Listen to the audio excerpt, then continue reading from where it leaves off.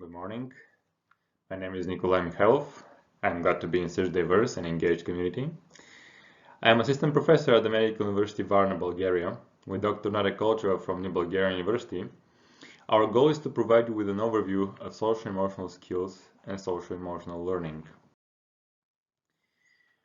We will summarize the current understanding of social-emotional skills and social-emotional learning, why they have become a priority of research and policy, how we research and measure social-emotional skills, and how social-emotional learning can effectively promote social-emotional development. This presentation is based on mostly current research with the purpose and hope to be helpful in charting the next steps of SES and SEL promotion in Bulgaria and other national contexts. Let's start with social-emotional skills, what they are, why they are important, and how we can measure them. These are 4 definitions from authorities on the subject, from the CASEL community, which is the Collaborative for Academic Social Emotional Learning in the United States, from the Organization of Economic Cooperation and Development, and from the European Union, actually. So starting off, we can see that social emotional competence is the capacity to coordinate cognition, affect, and behavior that allows individuals to thrive in diverse cultures and contexts and achieve specific tasks and positive developmental outcomes. Another definition by the CASEL community, the abilities to understand and manage emotions, set and achieve positive goals, feel and show caring and concern for others, establish and maintain positive relationships, and make responsible decisions. So a more specific enumeration of skills. The OECD definition. Social and emotional skills refer to the ability to regulate one's thoughts, emotions, and behavior.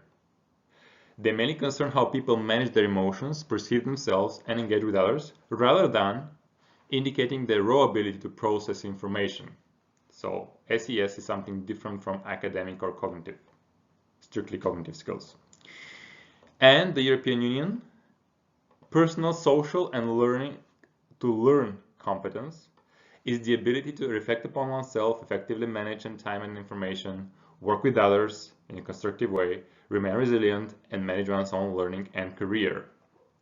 Includes the ability to cope with uncertainty and complexity, learn to learn, support one's physical and emotional well-being, maintain physical and mental health, be able to lead a health-conscious, future-oriented life, empathize and manage conflict in an inclusive and supportive context. So basically this definition is almost like an enumeration of the concrete skills. Now we can ask ourselves what are the similarities and differences in these definitions. Let's try to make a summary out of them.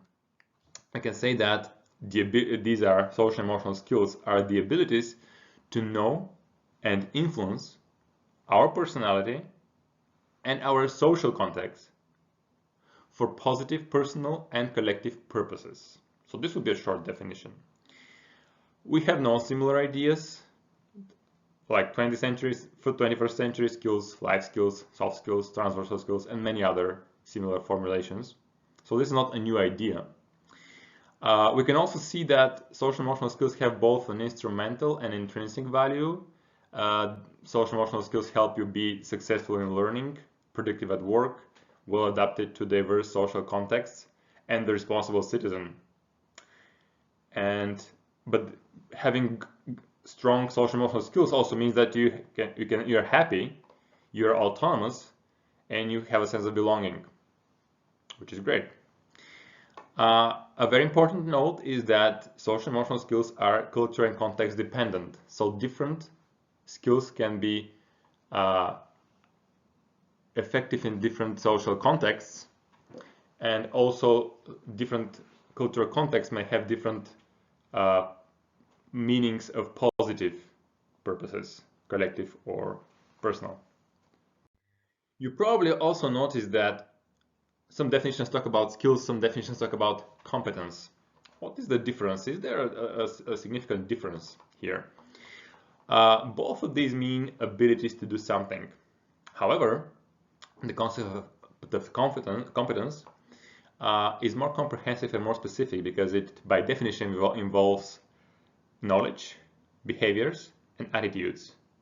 So being able to do something means you have the knowledge, you have trained the behaviors, and you have the attitudes to do that something. We see a transition from skills to competence in the way the Castle community and the European Union talks about social emotional skills. OECD remains with the skills concept.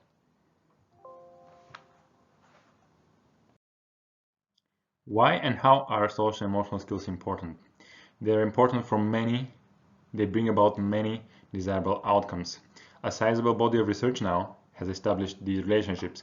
Social emotional skills bring about improved academic achievement, better job performance and career progress, better social integration for the individual, enhanced personal well-being, safer behaviors, fewer behavioral problems, more active citizenship, more tolerance to diversity, better adaptation and resilience to change, which is a fact of our lives now. These positive outcomes are even more pronounced, strongly expressed, when we think about social emotional skills in school. So within education, there's a cumulative effect of social emotional skill development. Social emotional skills directly enhance the social behavior of children, which in turn makes them more successful among peers, more self-confident, more satisfied with life. They help prevent problem behaviors rooted in stress and social maladaptation. They give opportunities for more active engagement with advanced communities, which in turn leads to more self-confidence, self-esteem, a sense of belonging. SES creates safer and more supportive environment for learning and living. SES helps students know how they learn, manage their stress and impulses in school, focus better, be perseverant when they have encountered problems with learning. SES helps students solve their problems, take responsible decisions. As an environment, SES facilitate engagement with and belongingness to the school. School is a good place now. SES helps students and teachers develop trust among each other, care, positive emotions, which in turn creates learning relationships that facilitate feedback, role modeling, enhance cognitive functioning and motivation. SES enable cooperative learning among peers, and SES facilitate pro-academic social norms and learning in the learning community, so in the school and outside of the school. So all these pathways to the positive outcomes can be cumulatively achieved in an education context. How do we conceptualize social emotional skills? Can we arrange them in ways that make them more understandable and more workable? Yes, we can. There are three conceptual models of SES that we will present here. The first one is CASEL, the CASEL model. CASEL divides social emotional skills into 5 domains or 5 areas: self-awareness, self-management, social awareness, relationship skills, and responsible decision-making. This is a very intuitive division because you can see on the right-hand side that these are skills directed toward self and toward the social context, and skills directed toward awareness or knowledge and influence or management. CASEL also puts a great emphasis on the context in which these skills are developed. The second authority on SES, OECD, provides this model of SES, 5 plus 1 major domains: task performance, which is based on conscientiousness. These areas are based on the Big 5 personality traits model, a very influential, very well established psychometric and psychological model of personality traits. So task performance, which corresponds to conscientiousness, emotional regulation corresponding to emotional stability, collaboration corresponding to agreeableness, open-mindedness corresponding to openness, and engaging with others corresponding to extroversion. And the sixth one are additional compound skills. And the European Union promotes now this conceptual model, which is called LifeComp, or life competences. This is directly based on the definition we presented earlier on the personal, social, and learning to learn competence. So these are divided into three areas: personal competences, social competences, and learning to learn competences. And there are three competences within each of these areas. You can see them on the figure. Each of these competences is defined in turn with three components: awareness, understanding, and action. So for example, self-regulation has an awareness component, an understanding component, and an action component. So how do these models compare? How different they are? Well, they do differ actually. The Castle model, well, first let's ask ourselves how these models were created. So the Castle model was created through a bottom-up process with gradual accumulation of knowledge from local programs. OECD was created through an extensive literature review and expert panels, and LifeCope again was created through a research literature review, and expert panels. The logic of these models: the Castle model is that has five domains. They are based on clear divisions: social, personal, and awareness and influence. OECD is also based on the big five domains, which is good. And LifeComp has its own logic based on EU definitions, but then developed through these more specific components. The scopes of the models: Castle has five domains, it's very comprehensive. OECD is also very comprehensive, being based on a comprehensive model of personality traits. And LifeComp has three domains, and we think it's less comprehensive in the sense that it's not clear whether it captures all social emotional skills. How authoritative are these models, the three models? They're all very authoritative, of course, but Castle also has this history of use in social emotional learning programs. It's prevalent in the US and North America. OECD is a newer model. It's based on a very rigorous cross-cultural testing and validation, which is actually ongoing, still going on. And LifeCope is based on the European Commission recommendations and EU laws. So that's the main source of its authority right now. Do we have instruments based on these models, instruments to measure SES? There are many instruments, many validated instruments to measure SES based on the Castle model. With age standards, there is no flagship instrument within Castle. The OECD develops its own instrument, which is model-based. It's in testing now, with very rigorous testing. And LifeComp has not yet developed instruments, or there are no instruments developed by independent parties based on LifeComp. In terms of applications of this model, the Castle model has been applied in multiple social emotional learning programs and evaluations, thousands. The OECD model will be applied in the future, most likely in cross-national evaluations like PISA, and the LifeComp will be maybe in the future used in education and in lifelong learning competence frameworks. And finally, how do we measure social emotional skills? That's a very important question, because we need to track the progress of children, we need to screen the current state of SES and social emotional development, we need to evaluate programs that try to promote and develop social emotional skills. There are three main approaches to measuring social emotional skills: direct assessment, behavior rating scales, and systematic observation. They all have their pros and cons. Direct assessment means that the child, or the subject more generally, performs a task that requires social emotional skills, thereby demonstrating her level of competence. Tasks can be various, like situational judgment tests, performance tests, games, or even art activities where the child chooses a course of action or performs a series of actions.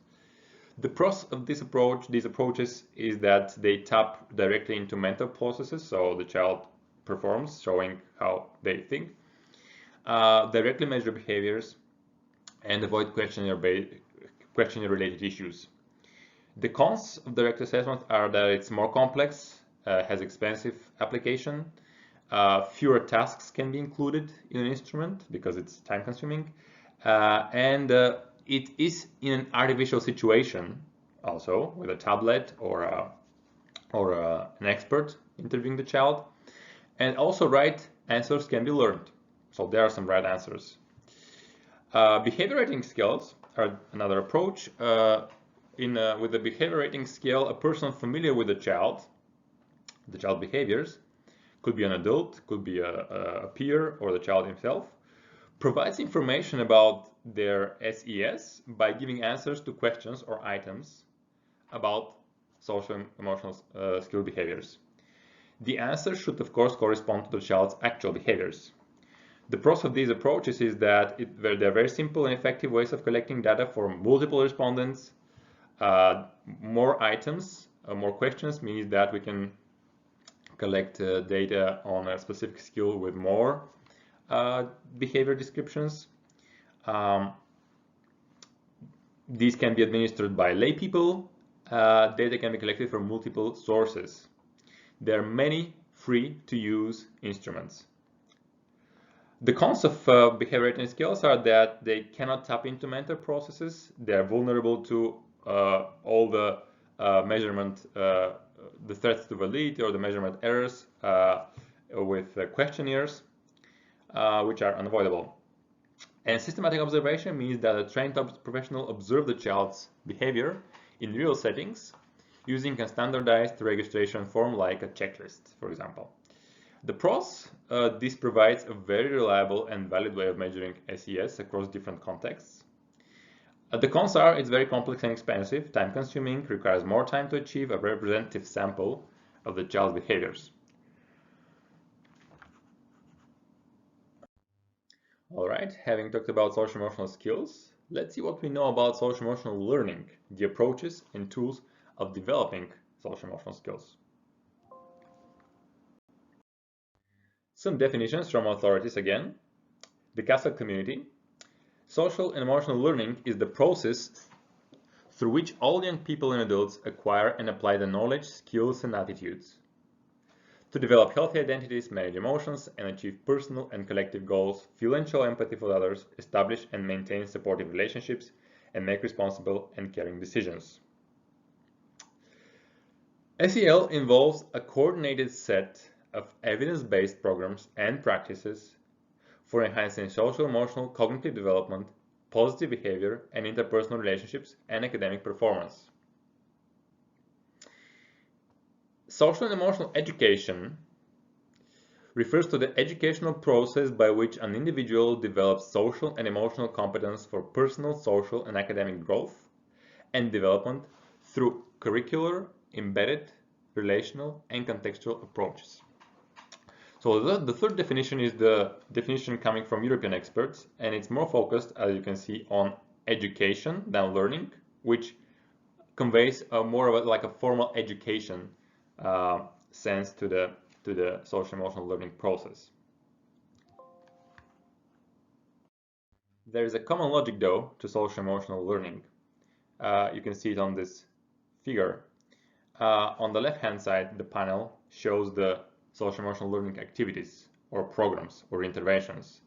You can see that they are at different levels, the level of the classroom, the level of the school, the level of the family and community. At the level of the classroom, we can have explicit SES instruction, the teacher training the children in social emotional skills. We can have SES-driven teaching practices like positive relationships, interactive approaches to learning. And we can have integration of SEL and the academic curriculum in the topics of the academic curriculum. At the level of the school, we should have nurturing of positive SES-driven school culture and climate. And on the level of the family and community, we should have partnerships with families, SES public education, provision of settings for youth activities, and social emotional development. If these things happen, we can have in the middle some proximal outcomes related to the students, the parents, the teachers, the community. So these are all positive outcomes. Proximal outcomes like improved skills, improved well-being and functioning that then may lead to long-term positive outcomes. For this logic to work, there are certain principles for social emotional learning that need to be present, certain conditions that need to be present so we can have these positive outcomes. Fortunately, these principles have been established through research. In terms of SEL instruction, direct instruction in social emotional skills, it should follow the so-called SAFE principles, to use a sequenced step-by-step training approach to emphasize active forms of learning that require students to practice new skills, to focus specific time and attention on skill development, and to be explicit in defining the social and emotional skills that they are attempting to promote. And also there are SEL principles for creating the supportive environments in the school and the community. Relationship-centered learning environments involve certain practices like trusting relationships, a caring community, adult support, and effective modeling of equity, fairness, and respect for diversity, consistency and expectations, adults helping student motivation by connecting new learning material to students' lives, opportunities for students to engage in challenging and active learning and practice their skills, regular occasions for students to have a voice in developing rules and norms, in choices about classwork, in opportunities for leadership, opportunities for students to express their ideas and feelings in a helping atmosphere, in supportive atmosphere, respectful atmosphere, and restorative rather than punitive practices that recognize that misconduct reflects developmental needs and need to be addressed. Is this worth it? Yes, because SEL programs work. They do achieve these positive outcomes that we all desire. There are many studies that show how and why SEL programs work.